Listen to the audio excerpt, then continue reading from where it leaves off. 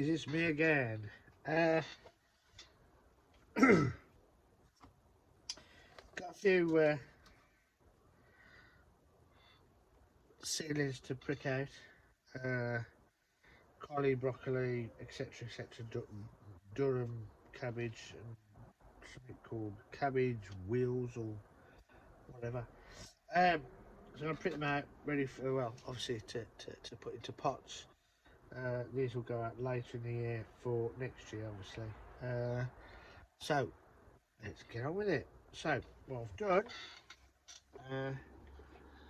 for all those people that are against peat-based compost, I do apologise.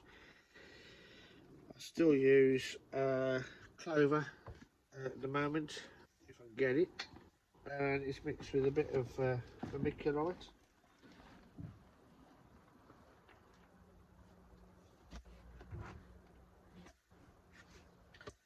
There we go.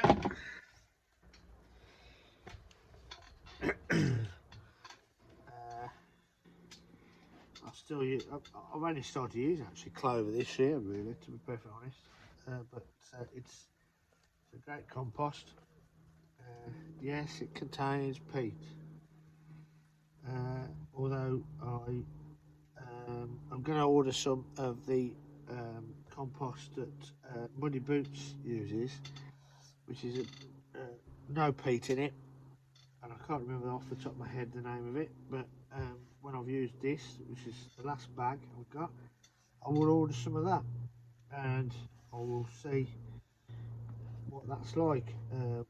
Looking at Muddy Boots' channel and what he's growing in it, seedling wise and all the rest of it, it looks pretty good. So yeah,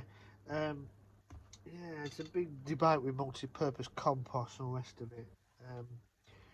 The stuff you buy, the cheap stuff, I buy specifically just to use in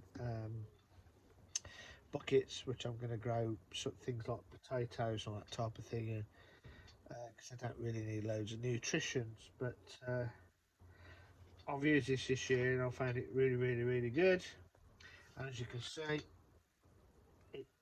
it just falls off your fingers. It doesn't muddy your hands up and that. It's lovely stuff. But the politics of peat and peat-free is another discussion, I think. I can understand both sides of it. So, but that's what I use. So there's a bit of vermiculite in there, and all I'm going to simply do is use these recycled coffee cups. I say recycled, these have never been used, they're going to be thrown away. I think it's 800 of them. They're just going to be thrown away in the landfill. So I'm going to reuse them. Put two great big holes in the bottom for drainage. All I'm going to do is pick some of these out and pop them on. It's as simple as that. And actually, I haven't been down to the plot really in the middle of the day because this is Sunday, the 29th of August. And I shut the other door last night because I thought it was getting too cold in here. But it's blooming hot in here. You don't realise, and as I haven't been down during the middle of the day, because I've been obviously working, you don't really, you don't realise how hot it does get actually in the day, even though it's not ridiculously hot outside.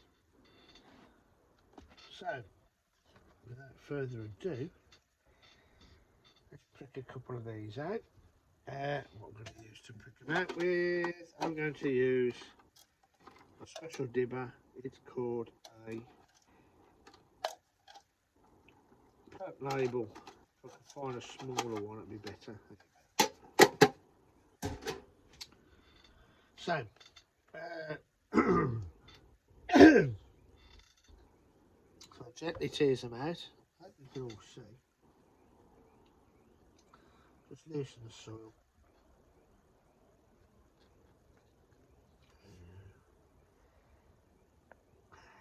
Loose it off.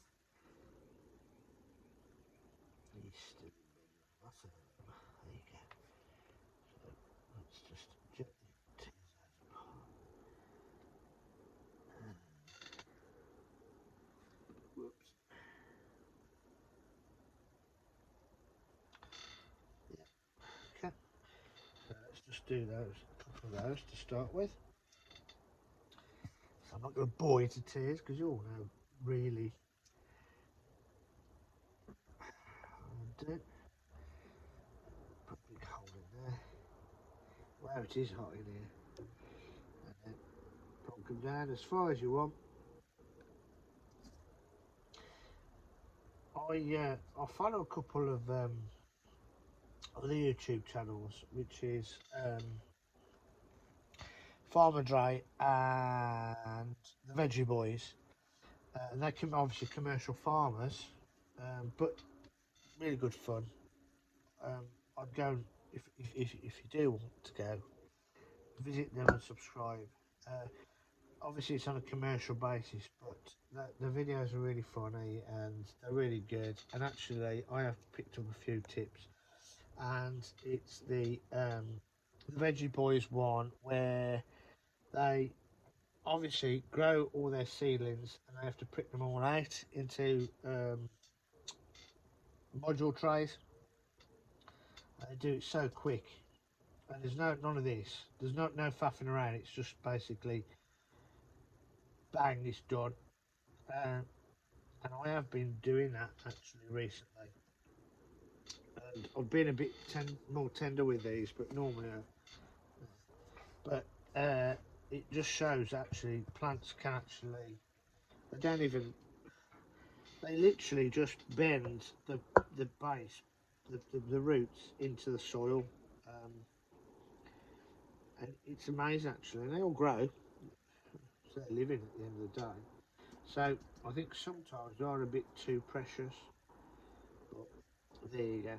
So if you want to, I'll put the links at the bottom for those particular two channels, and they're really good. I don't, like I say, they're commercial based farms. Two young lads that do the videos, but they're really interesting, and they do actually teach you quite a few things. Even for us people that have possibly been growing for a few years, they've got different ideas, and on a commercial basis, if it works for them, they make a living from. I would have hoped it would work for us, but there you go. So I've just quickly done 4 there. So these are Durham cabbages, which are spring cabbage type of things. So I'm actually ahead of myself with these type of things, because last year I was pathetic with them. And brassicas are I'm not brilliant at growing. I've got some Durhams actually out there ready to harvest. So I'm just going to try it again. So let's put the rest up, and I'll come back to you. I'll speak to you later, guys. Bye. Anyway, I've done some Durham, and these are Wheeler cabbage. So I'll fill the tray up with water. I've got loads to do here, but I'm not going to bore you to tears with all the sowing on that. So it's time to sow stuff ready for next spring. And there's still stuff you can grow now. I'm going to put some radish in. Just it'll grow anyway within 3 weeks, 4 weeks, if that. So there's loads of stuff still to grow. Obviously, you've seen the blight-ridden tomatoes and that type of stuff. But I've got a few tomatoes out of it, so I'm quite pleased with that. And there will be another video coming up very shortly relating to tromboncinos. So there you go. Thumbs up if you've enjoyed. If not, thumbs down. Please subscribe to my channel if you haven't. You'll get an update every time I set up a new video. So enjoy yourselves, keep safe, keep gardening, and yeah, just enjoy life. Cheers, guys. Bye.